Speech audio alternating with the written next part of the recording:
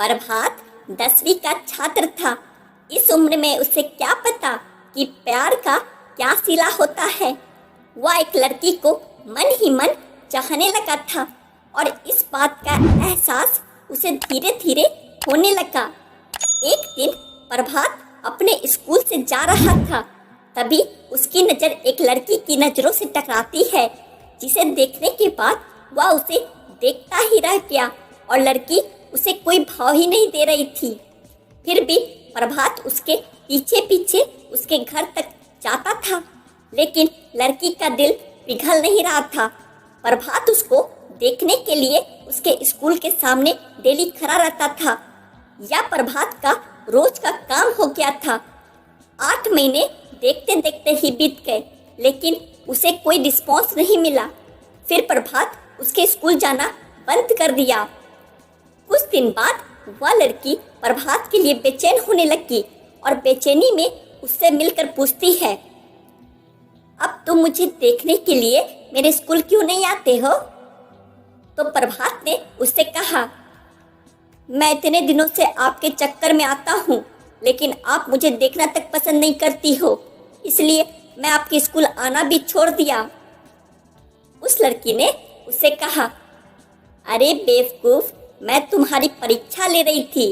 मैं देखना चाहती थी कि तुम मुझे कितना दिन तक फॉलो करते हो। वैसे मैं भी तुमको पसंद करती हूँ। फिर प्रभात ने उस लड़की का नाम पूछा तो लड़की ने अपना नाम साक्षी बताया। उसके बाद प्रभात ने साक्षी को प्रपोज करते हुए कहा, साक्षी, मैं आपसे बहुत प्यार करता हूँ और हमेशा करता रहूँगा। मैं आपके बिना रह नहीं सकता साक्षी।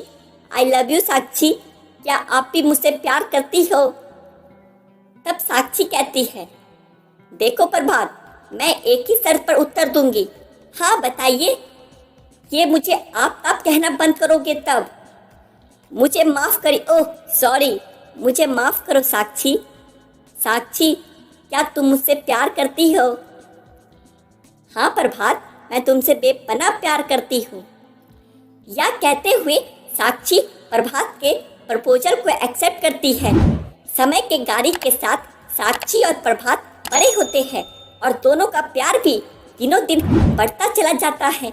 वे दोनों इतना ज़्यादा क्लोज हो जाते हैं कि अब साथ में घूमना और पार्क में जाना, डिनर करना, शॉपिंग करना, ये सब उनकी आदत बन गई। प्रभात और साक्षी का प्यार इतना गहरा होता चला जाता है कि एक दूसरे से बिना मिले वे रह ही नहीं पाते थे। ये दुनिया की रीत रहा है कि जितना प्यार गहरा होता गया, प्रेमी जोड़े समाज की नज़र में आते गए। प्रभात और साक्षी के साथ भी कुछ ऐसा ही हुआ। धीरे धीरे उनका प्यार इतना ज़्यादा हाईलाइट हो गया कि ये सारी बातें साक्षी के घर तक पहुंच गई और घर वालों को उनका प्यार मंजूर नहीं था।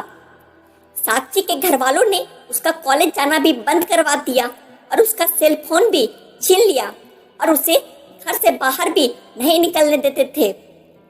एक तरफ साक्षी प्रभात के प्यार के लिए तड़प रही थी, तो वहीं दूसरी तरफ प्रभात साक्षी के प्यार के लिए तड़प रहा था। वे एक दूसरे के प्यार में इतने मजबूर हो गए थे कि सिर्फ एक नज़र देखने के लिए तरस गए थे और वहीं साक्षी के घर वालों ने उसकी शादी करने का प्लान बना रहे थे।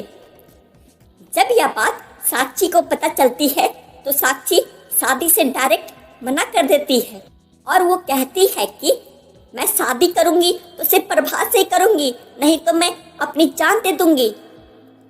यह बात सुनकर भी घर वालों को कोई फर्क नहीं पड़ा, उल्टा उसे मारने पीटने लगे और धमकाने लगे कि अगर वो अपने जिद पर अड़ी रही तो प्रभात को मार डालेंगे।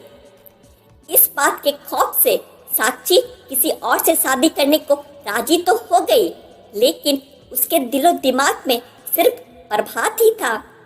उसके बाद साक्षी ने प्रभात को एक लेटर लिखा जिसमें लिखा था, मेरे प्रिय प्रभात, मैं तुमको छोड़ना तो नहीं चाहती, पर क्या करूं, छोड़ना पड़ रहा है।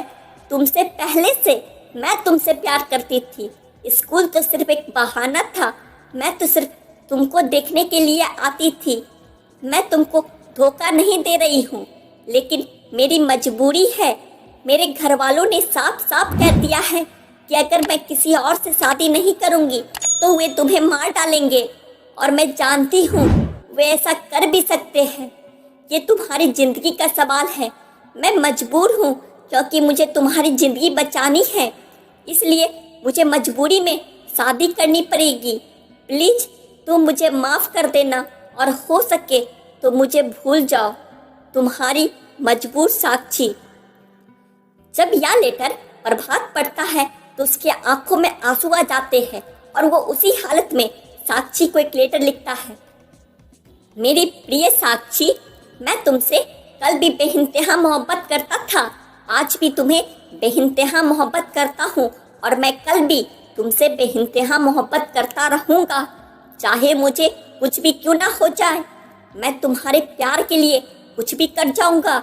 अगर मेरे जिंदगी में तुम नहीं तो यह जिंदगी कोई काम की नहीं। हम दोनों ने एक साथ जीने मरने की कसमें खाई थी, तुम ऐसे ही मेरा साथ छोड़कर चली जाओगी? तुमने एक बार भी नहीं सोचा कि तुम्हारे सिवा मेरी जिंदगी में कोई भी नहीं है। साक्षी, तुम मुझे भूल सकती हो लेकिन मैं तुम्हें कभी भी नहीं भूल पाऊंगा। जब तक मेरी सांसें चलेगी तो तुम्हारे नाम से ही चलेगी। वो जिंदगी मुझे नहीं चाहिए जिस जिंदगी में तुम ना हो। साक्षी, जब से हम बिछड़े हैं तब से मैंने तुमसे मिलने की बहुत बार कोशिश किया, लेकिन तुम्हारे घर वालों ने मुझे तुमसे मिलने नहीं दिया। साक्षी, मुझे लगता है कि मेरी ज़िंदगी में खुशी लिखी ही नहीं है। मेरी ज़िंदगी में तो सिर्फ आंसू ही आंसू लिखी है। अगर तुम मुझे नहीं मिली तो मुझे क्या ज़िंदगी भी नहीं चाहिए और तुम्हारी खुशी जिसमें हो उसमें मेरी भी खुशी है। यह मेरा आखिरी लेटर है। तुम्हारा प्रभात। जब साक्षी ने यह लेटर पढ़ा तो उसके आंसू रुक ही नहीं रहे थे और उसी दिन उसकी शादी भी थी। साक्षी को प्रभात से जुदाई बर्दाश्त नहीं हुई, इसलिए साक्षी ने शादी से पहले ही जहर खा लिया, जिसके कारण उसकी मौत हो जाती है। और वहीं दूसरी तरफ जब यह सूचना प्रभात तक पहुंचती है तो वह साक्षी की मौत का सदमा बर्दाश्त नहीं कर पाता है, जिसके कारण वह भी अपनी नसें काट के अपनी जान दे देता है और प्रभात के साथ ही उनके सच्चे प्यार का हमेशा हमेशा के लिए अधूरा अंत हो जाता है।